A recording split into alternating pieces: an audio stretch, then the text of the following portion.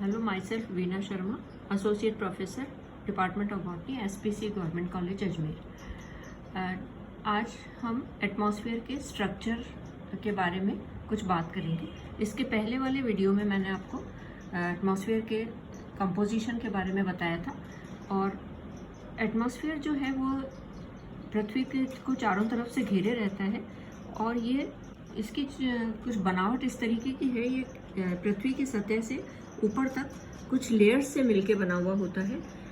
5 layers में हम इसको डिवाइड कर सकते हैं, और ये पांचों लेयर्स पृथ्वी की सतह के साथ में पृथ्वी के गुरुत्वाकर्षण बल के कारण जुड़ी हुई रहती हैं। अगर हम इसकी संरचना की बात करें, हम स्ट्रक्चर की बात करें, तो सबसे नीचे वाली जो लेयर है उसे हम ट्रोपोस्फियर कहते हैं, और ये ट्रोपोस्फियर पृथ्वी की सतह से लगभग 20 किलोमीटर की ऊंचाई तक, 18 से 20 किलोमीटर की ऊंचाई तक फैली हुई रहती है। धरती की सतह से सबसे नज़दीक पृथ्वी की सतह की ऊंचाई से 18 से 20 किलोमीटर तक ये फैली हुई रहती है। ट्रोपोस्फियर की जो लेयर है वो पृथ्वी के जो इक्वेटर वाले हिस्से हैं, जो भूमध्य रेखा वाले हिस्से हैं, वहाँ पे इसकी ऊंचाई सबसे ज़्यादा पाई जाती है, जो कि लगभग 20 किलोमीटर के आसपास होती है, 18 से 20 किलोमीटर। और दूसरी तरफ पोलर रीजन में, पोल्स के ऊपर इसकी ऊंचाई हमें 8 से 10 किलोमीटर के आसपास मिलती है। तो इसमें ये सबसे डायनेमिक लेयर है एटमॉस्फेयर की। जितने भी वाटर वेपर्स हैं एटमॉस्फेयर में, उसका 99% पार्ट इस सतह में पाया जाता है, और जितना भी एयर कंटेंट है एटमॉस्फेयर में, उसका 75% पार्ट इस लेयर में पाया जाता है। जितनी लाइफ है धरती पे, वो सारी लाइफ इस स्फीयर में, ज़्यादातर लाइफ पाई जाती है।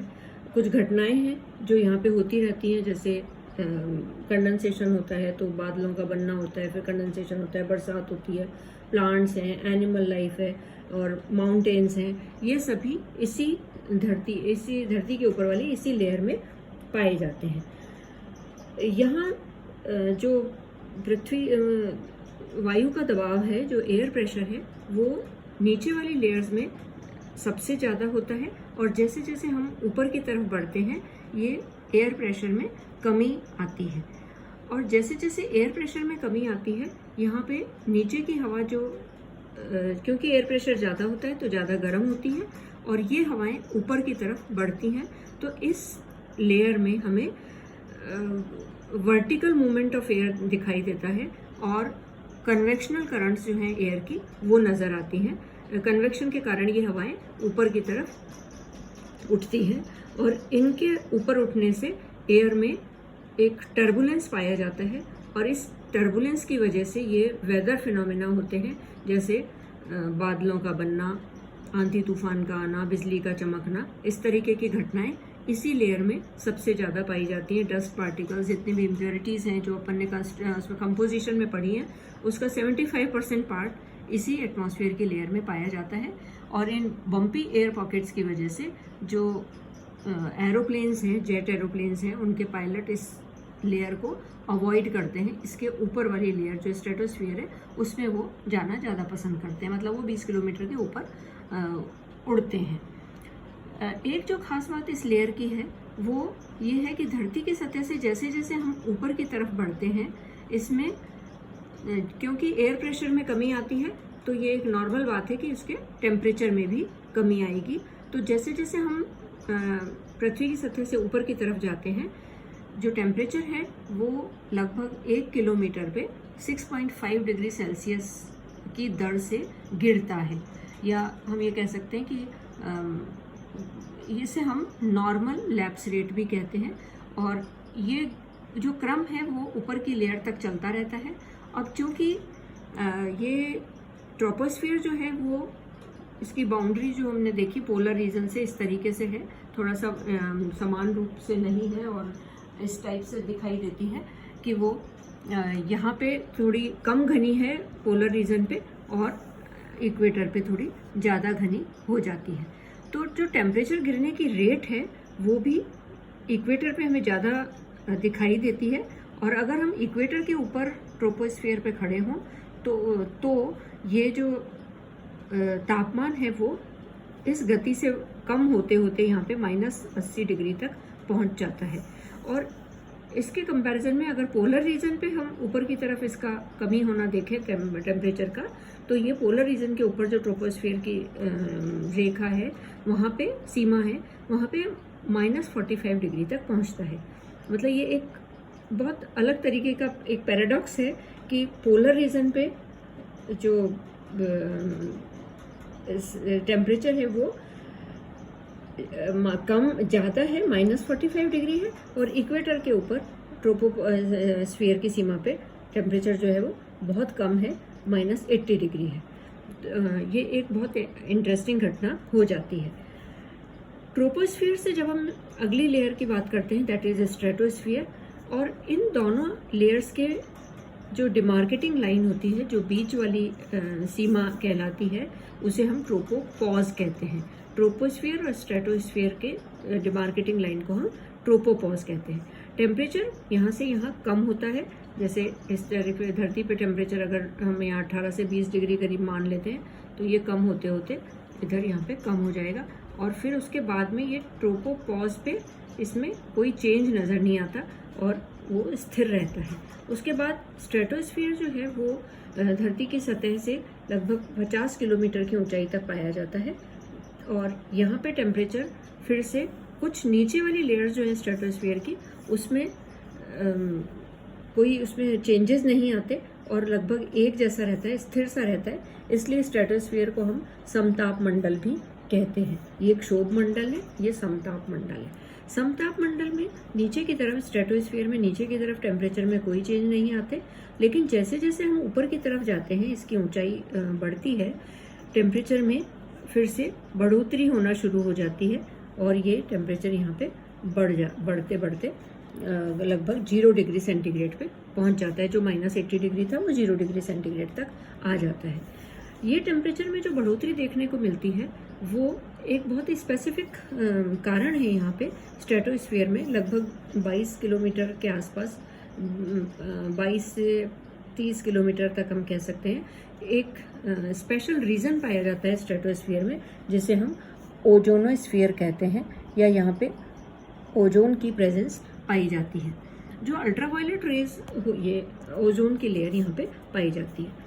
अल्ट्रावायलेट रेज जो सूरज की तरफ से आते हैं, ये अल्ट्रावायलेट रेज की एक्टिविटी के कारण यहाँ जो ऑक्सीजन के मॉलिक्यूल्स हैं, ये ऑक्सीजन मॉलिक्यूल्स डिसोसिएट होते हैं, और इनका फोटो डिसोसिएशन होने की वजह से ऑक्सीजन के आयंस बनते हैं, और ये आयंस आपस में कंबाइन होकर ओजोन का निर्माण करते हैं, ओजोन गैस का निर्माण करते हैं, जो यहाँ पे एक ओजोनोस्फियर के रूप में मौजूद होती है 22 से 30 किलोमीटर के बीच में।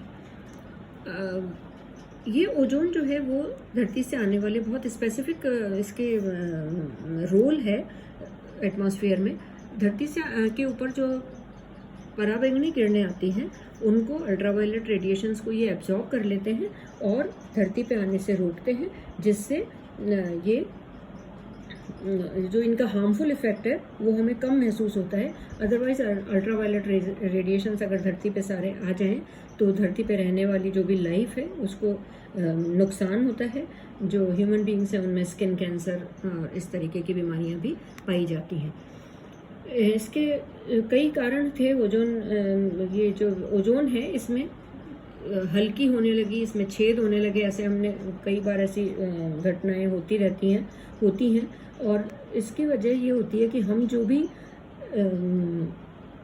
एयर कंडीशन में गैसेज यूज़ करते हैं, जो रेफ्रिजरेटर में गैसेस होती हैं, जो CFCs हैं, जो जेट प्लेन से निकलते हैं, वो सारी यहाँ पे पहुँचती हैं और इस ओजोन लेयर को डिस्ट्रॉय करती हैं, इसमें उसको हल्का कर देती हैं, जिसकी वजह से अल्ट्रावायलेट रेडिएशन आ रहे हैं। ये हमारे एनवायरनमेंट के लिए अब बढ़ती हुई आबादी के कारण ये एक खतरा महसूस हो रहा है। स्ट्रेटोस्फियर में बाकी के वायुमंडल का लगभग 24% पार्ट पाया जाता है, और मतलब 99% इन दो जगह में हो गया, और 1% फिर ऊपर की तरफ मिलेगा। तो जो एयर प्रेशर है वो बहुत कम हो जाता है, गैसेस जो हैं उनकी डेंसिटी बहुत कम हो जाती है।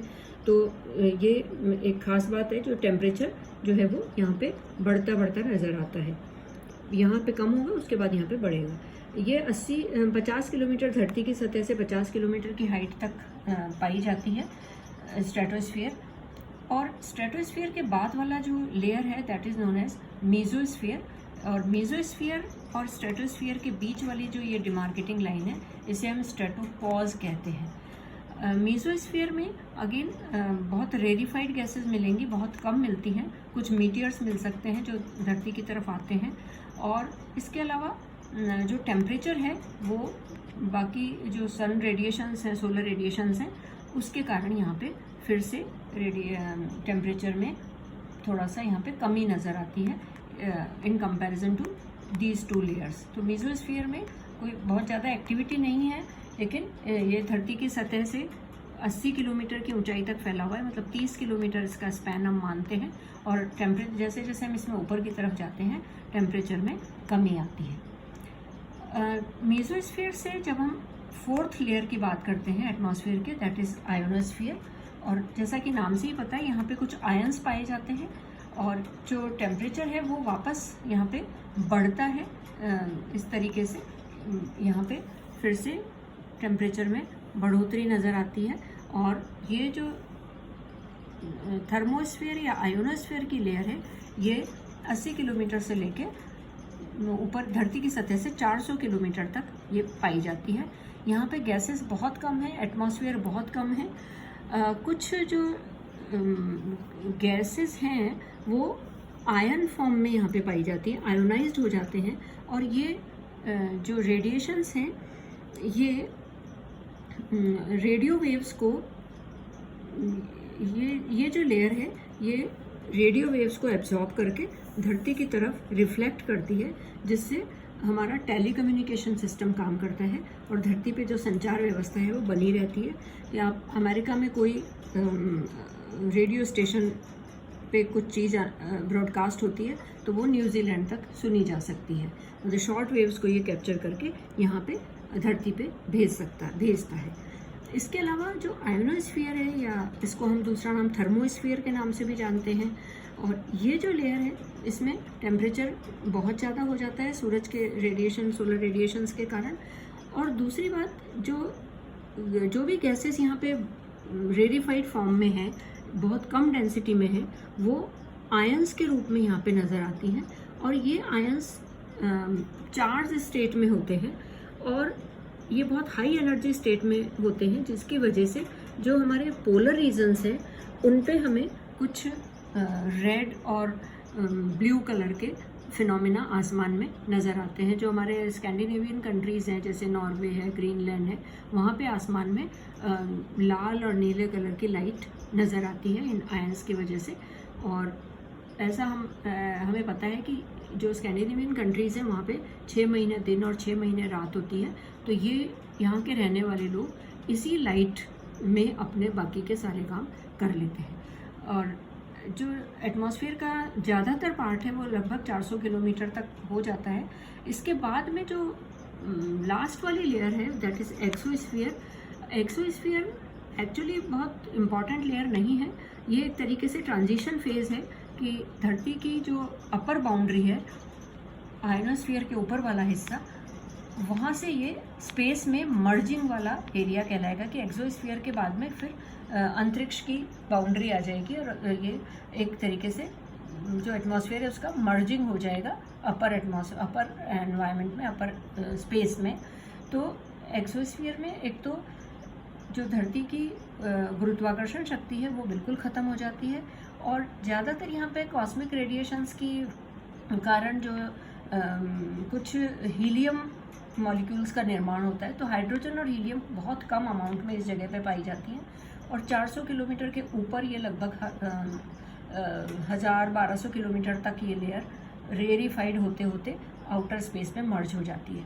टेम्परेचर यहाँ पे क्योंकि सोलर सिस्टम के नज़दीक है तो यहाँ पे टेम्परेचर बढ़ता जाएगा, और इसके अलावा इसमें कोई खास विशेष एक्टिविटी नहीं होती है। तो इस तरीके से हमने देखा कि पृथ्वी के आवरण के जो एटमॉस्फेयर है, पृथ्वी का आवरण, उसमें 5 लेयर मुख्य तरीके से पाई जाती हैं: troposphere, stratosphere, mesosphere, ionosphere and exosphere. Troposphere और स्ट्रेटोस्फीयर के बीच में ट्रोपोपॉज पाया जाता है। स्ट्रेटोस्फीयर और मेसोस्फीयर के बीच में स्ट्रेटोपॉज पाया जाता है। यहाँ पे कोई टेम्परेचर में ज़्यादा इन्वर्जन देखने को नहीं मिलता। और इसी तरीके से मीज़ोपॉज और आयनोपॉज पाए जाते हैं। और जो लिमिटेशंस हैं, इनकी जो सीमा रेखा है वो 18 से 20 किलोमीटर तक एक लेयर है, क्योंकि जो जो एक्टिविटीज़ होती है उसके हिसाब से हमने इसको डिमार्केट किया हुआ है। और उसके बाद में 30 किलोमीटर ऊपर 50 धरती की सतह से 50 किलोमीटर तक स्ट्रेटोस्फीयर है। धरती की सतह से 80 किलोमीटर तक मीज़ोस्फीयर पाया जाता है। उसके बाद लगभग 300 से 400 किलोमीटर तक आयोनोस्फीयर पाया जाता है। और ये उसके बाद में 1000-1200 किलोमीटर तक एक्सोस्फीयर पाया जाता है। और टेम्परेचर में जो चेंजेस नज़र आते हैं, क्योंकि यहाँ पे कोई ना कोई एक्टिविटीज़ चल रही होती है, इसलिए टेम्परेचर में भी यहाँ पे चेंजेस नज़र आते हैं। तो ये एटमॉस्फेयर का स्ट्रक्चर हमने भी डिस्कस किया। Thank you very much.